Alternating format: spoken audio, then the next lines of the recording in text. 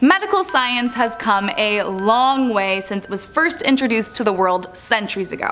And thank God. But even so, you might be surprised to learn what was considered standard practice hundreds of years ago, and even more shocked to find out what doctors were doing in your lifetime. Hey everyone, welcome back to another video. My name is Kennedy, and today we are counting down some of the strangest medical freak accidents alongside some of the most outrageous things we once called medicine. So without further ado, these are the top 10 disturbing things doctors refuse to talk about. Let's get into it. Starting us off at number 10, a surgery gone wrong. So before we get into the gross stuff on this list, just trust me, we will get there, let's slowly ease our way in with a strange accident. In 2019, an Australian patient was undergoing an emergency procedure to correct a deadly tear in his aorta. However, during the surgery, the doctor performing accidentally punctured the man's lung, and in an effort to compensate for the air leak, decided to increase the amount of oxygen in the anesthetic. Sounds reasonable enough. But what maybe wasn't thought through was that as the patient was inhaling the anesthetic, both the oxygen and the sedative were actively escaping through the lung leak. So when a spark from an electrocautery device accidentally landed on a dry surgical pack in the patient's chest, the densely oxygenated air caused the pack to combust. So to break that down, the man in surgery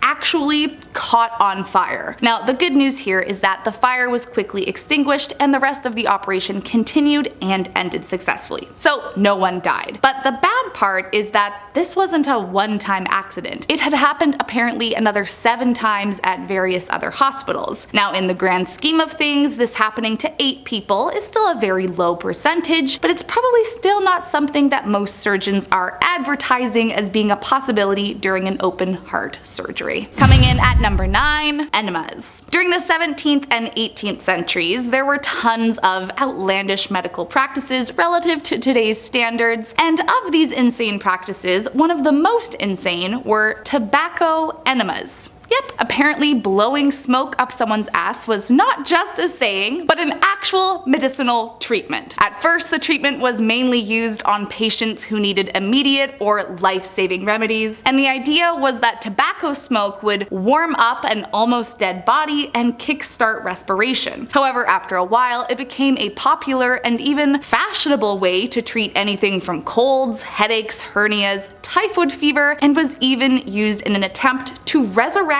the dead. The procedure was performed using a device called a resuscitator kit that involved rubber tubes that would be inserted up the butt, and then a pair of bellows would be used to, well, blow the nicotine-infused smoke up the body. So along with the warmth from the smoke, the thought process was that the nicotine would stimulate the adrenal glands, hopefully encouraging a production of enough adrenaline to kickstart the body back into consciousness. Thankfully, by 1811, scientists discovered the toxic effects of nicotine on the human heart, and resuscitator kits were shelved. Coming in at number 8, Mumia. Most widely practiced between the 12th to the 17th century, although there are a few cases in the 18th century that pop up. Mumia was widely used as a means of medicine in many European countries. Now, if you can't tell by the name, mumia is creepily pretty much just as it sounds. It's the use of human remains to fix a living person's ailments, which is one of the most disturbing things I can imagine. It was believed by many of the top physicians at the time that ingesting certain remains prompted the medicinal power of the mummy and could cure things like coagulated blood,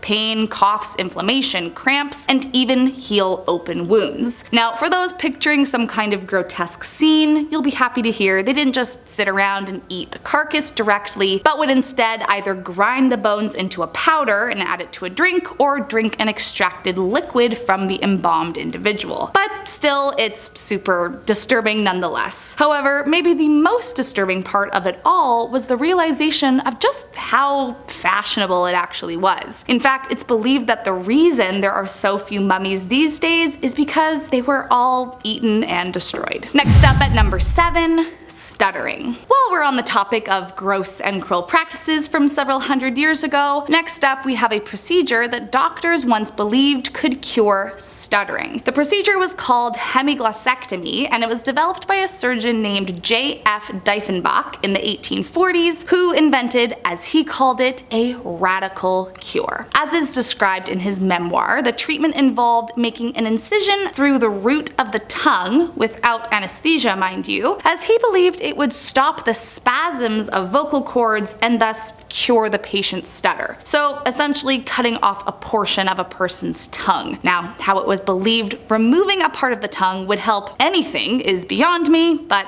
hey. To make matters worse, this cruel treatment was not only completely ineffective, but caused terrible bleeding, and often patients who underwent the treatment would bleed to death. Thank God we all decided this practice was incredibly cruel. Coming in at number 6, radium. Nowadays, we're all well aware of the deathly toll radium has on a person, but it wasn't that long ago that doctors believed and advertised it as being the elixir of youth. Throughout the 20th century, radium was used in a variety of health and vitality treatments. In the early 1920s, for example, it was believed that a daily glassful of radium-infused water would restore youth and extend life. A belief that quickly died down after people began dying from the stuff. But even so, despite the wartime lawsuits from the Radium girls and a pretty clear understanding of the deadly effects, doctors continued to experiment and use radiation as a treatment for acne, and even experimented giving radioactive food to disabled people, believing it could cure them. I mean, it's wild to think that even after countless deaths and lawsuits due to radium exposure, the medical community still wanted to see what this deadly element might be capable of. Coming in at number 5, poop. Through the years, there have been several physicians who have claimed feces could be a cure to something. During the yellow fever epidemic, for example, one physician, Stubbins Firth, believed the disease was not contagious, and in an effort to prove this theory, he performed experiments on himself that included the smearing of numerous body fluids from infected patients into open wounds or orifices. And while that is,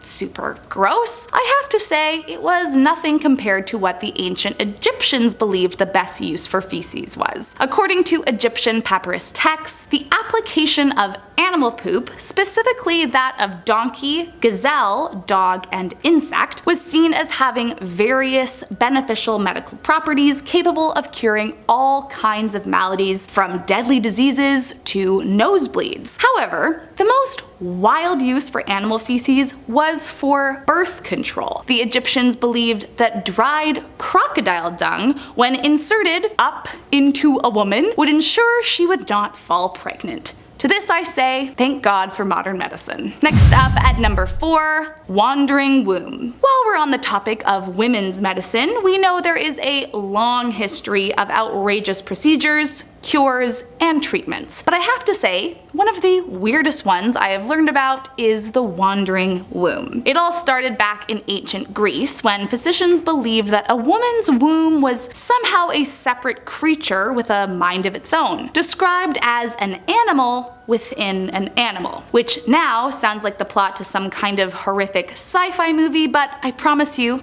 it was a real belief. The idea was that if a woman remained celibate too long, the uterus could become dislodged and wander around the body, potentially causing the woman to suffocate or seize. So in order to prevent women's wombs from wandering off, as it were, women were told, or rather ordered, I suppose, to marry young and have as large of a family as possible. Now, despite the fact that this began in ancient times, it remained a popular belief up until the 17th century, which is kind of ironic when you also remember how vilified women were for engaging in sexual activity in the first place. So I'm gonna take a wild guess that this was more about controlling women's bodies than it ever really was about protecting them, but what else is new? However, as not every woman married young, some fell victim to this wandering womb situation, or at least That was the story they were telling them, and the remedy for this dislodged uterus was to take a bath and massage it back into place. Coming in at number 3, the original nose job. The rhinoplasty, or nose job as it were, is one of the most popular surgeries in the world today. But wouldn't you know, it actually has origins dating back as far as the 16th century. You see, when syphilis arrived in Italy in the 16th century, it quickly became quite the epidemic. Now, where the nose job part comes in is among a number of the terrifying symptoms that syphilis can bring when left untreated is something that is known as saddle nose, where the bridge of the nose totally collapses. But of course, anyone caught with such a nose would be found out for their promiscuity, and so people began going to great lengths to hide it. That was until a surgeon, Gaspare Tagliacozzi, developed a method to fix this nasal collapse. Essentially, he would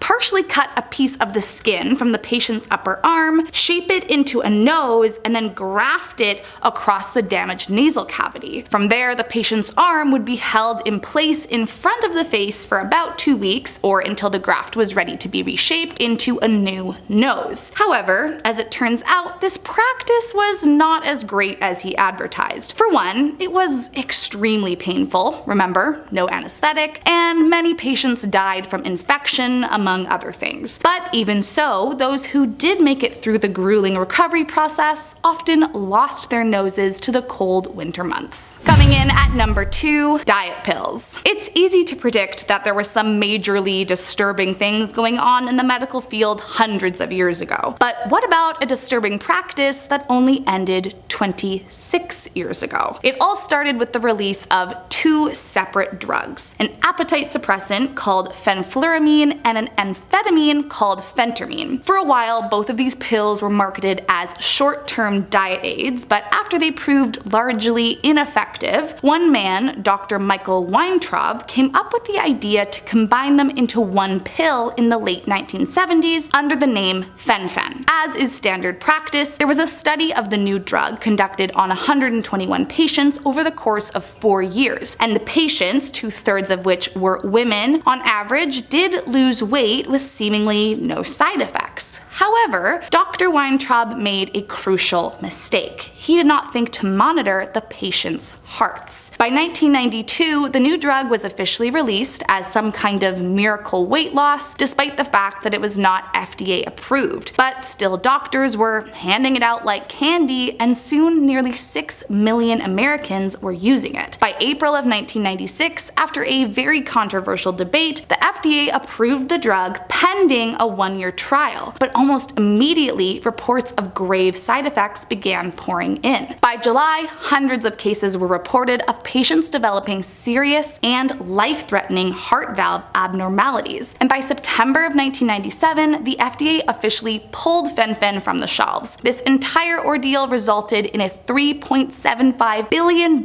settlement to those who were injured by the drug, along with about 50,000 liability lawsuits. So yeah, probably not something doctors are eager to talk about. And last up in our number 1 spot today, trans-species transplant. This last medical practice seriously sounds like it came from some kind of dystopian YA novel, and I can't quite believe that it was an actual treatment that was performed within the last century. So it's no secret that humans have been obsessed with the idea of anti-aging for almost as long as we've been a species. However, one of the most outlandish ways a doctor has claimed to fight the signs of aging is through xenotransplantation, which is transplanting parts of one species onto another. One man in particular, Dr. Sergei Voronov, took this wild practice to a new and disturbing height. Starting in 1917, he began carrying transplants between sheep, goats, and bulls by grafting the testicles of the young animal onto the older one. And by 1920, after 500 cross-species attempts, he finally performed the first transplant on a human man. Voronov promised this transplant would bring youth to men in many ways. For example, it would improve a man's sex drive, his memory, his vision, his ability to work longer hours, his lifespan would be extended, and wildly, he claimed it could cure schizophrenia. By the 1930s, nearly 500 wealthy elites had undergone this strange treatment, and soon the demand was so high that Voronov actually set up his own monkey farm to keep up with his patients. Later on, he experimented with transplanting monkey ovaries into women, as well as the reverse, a human ovary into a female monkey, which he then tried to inseminate with human sperm. Now, somewhat differently to others on this list, Dr. Voronov was not ever really respected within the actual medical community, but still, I can't believe this is something someone got away with for so long. Well, that's all I got for you today, guys. I hope you liked this video. If you did, then please make sure to hit that subscribe button and let me know in the comments what other crazy medical practices you guys have heard of. See you next time.